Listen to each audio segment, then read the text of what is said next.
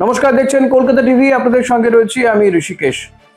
বীরভূম জেলা সভাপতির পদ থেকে পদত্যাগ করলেন কাজল শেখ। বীরভূমের জেলা পরিষদের সভাধিপতি ছিলেন কাজল শেখ। 5 বছরের টার্ম তার পূরণ করা হলো না। এই কাজল শেখকে মমতা বন্দ্যোপাধ্যায় তিনি বিধানসভা নির্বাচনে টিকিটও দিয়েছিলেন। হাসন কেন্দ্র থেকে জিতে বিধায়ক হয়েছিলেন কাজল শেখ, কিন্তু তিনি বিধানসভা ভোটে জেতার পরেই ঋতব্রত শিবিরে নাম লেখান। আর ক্রমাগত তার উপরে নাকি বিজেপি এবং তৃণমূলের পক্ষ থেকে চাপ দেওয়া হচ্ছিল, তাই অবশেষে বীরভূম জেলা পরিষদের সভাধিপতি পদ থেকে পদত্যাগ করলেন কাজল শেখ। যদি তিনি পদত্যাগ না করতেন তাহলেও কিন্তু তার বিরুদ্ধে অনাস্থা প্রস্তাব আনার তোড়জোড় চলছিল। যেটা জানা যাচ্ছে যে শুক্রবার দিনই তার বিরুদ্ধে অনাস্থা প্রস্তাব আনা হতো। এই বীরভূম জেলা পরিষদে 52 জন সদস্য রয়েছে, যার মধ্যে একজন সদস্য ইতিমধ্যেই প্রয়াত হয়েছেন। 19 জন সদস্য তারা আগেই কাজল শেখের বিরুদ্ধে অনাস্থা নিয়ে এসেছিলেন, এবং তারপর যেটা জানা যাচ্ছে যে শুক্রবার আরো বেশ কিছু সদস্য মিলে তারাও কিন্তু কাজল শেখের বিরুদ্ধে অনাস্থা প্রস্তাব আনতে চলেছিল, কিন্তু তার আগেই সসম্মানে সরে দাঁড়ালেন কাজল শেখ।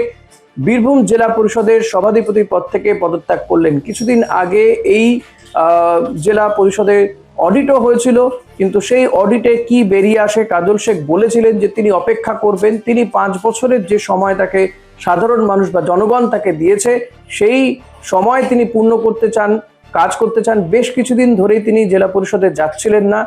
বিধানসভা নির্বাচনের পরেই তিনি কার্যত সেখান থেকে যাওয়া বন্ধ করে দিয়েছিলেন, এবং তিনি বলছিলেন যে জেলা পরিষদে অডিট চলছে, বর্তমান সরকার অডিট করতে চাইছে, অডিট করুক, তার বিরুদ্ধে একটাও দুর্নীতির অভিযোগ সামনে আনতে পারবে না বা দুর্নীতি সামনে আসবে না। তিনি এতটাই আত্মবিশ্বাসী ছিলেন। কিন্তু সেই কাজল শেখ অবশেষে সরে দাঁড়ালেন। 5 বছরের যে টার্ম জেলা পরিষদের সভাধিপতি হিসেবে, সেই টার্ম পূরণ করতে পারলেন না বীরভূমের দাপুটে নেতা কাজল শেখ।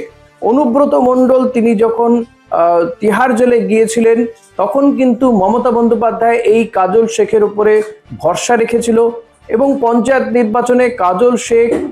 নির্বাচনের পরে লোকসভা নির্বাচনে কাজল শেখ কিন্তু মমতা বন্দ্যোপাধ্যায়কে এই বীরভূম জেলা কার্যত পাইয়ে দিয়েছিলেন। তিনি নিজেও জিতেছিলেন, এর আগে কখনো তিনি জনপ্রতিনিধি হননি, কিন্তু মমতা বন্দ্যোপাধ্যায় তাকে বীরভূম জেলা পরিষদে সভাধিপতিও করেন।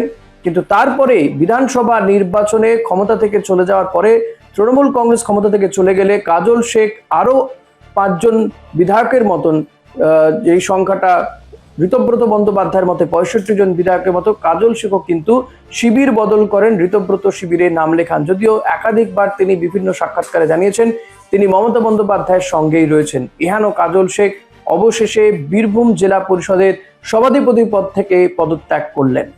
এখন এই পর্যন্ত অন্যান্য সব খবরের আপডেটের জন্য দেখতে থাকুন কলকাতা টিভি রাত দিন 7।